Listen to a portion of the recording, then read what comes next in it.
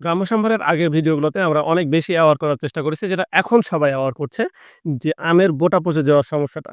আমের বোটা পচে যাওয়ার যে বিষয়টা, এটা হয় কি যে আ যখন আম পাকা শুরু করবে, তখন আমের বোটা পচেই শুরু করবে।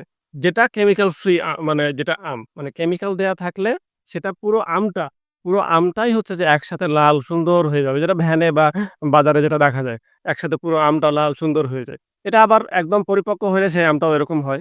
তবে ন্যাচারালি যেটা হচ্ছে যে আমরা কাঁচা আমটা যেহেতু দেই, তখন সেই আমটা পাকতে ২-৩ দিন সময় লাগে। পাকতে ২-৩ দিন সময় যখন লাগে, তখন হচ্ছে যে আ বাসায় যখন থাকে সেটা ২-৩ দিন এই বোটা পচা দিয়েই হচ্ছে যে পুরো আমটা পাকা শুরু হয়। এজন্য আমরা যেটা পরামর্শ দেই, যখন আপনি ক্রেটে আমটা পেলেন, আপনার হাতে যখন পেলেন, তখন ক্রেটের মধ্যেই রেখে দিতে। দম ধরে একসাথে সবগুলো পেকে যায়।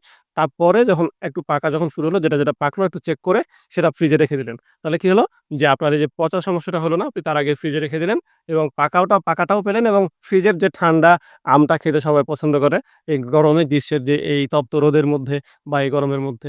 তো এটাই ছিল আমাদের পরামর্শ। ধন্যবাদ।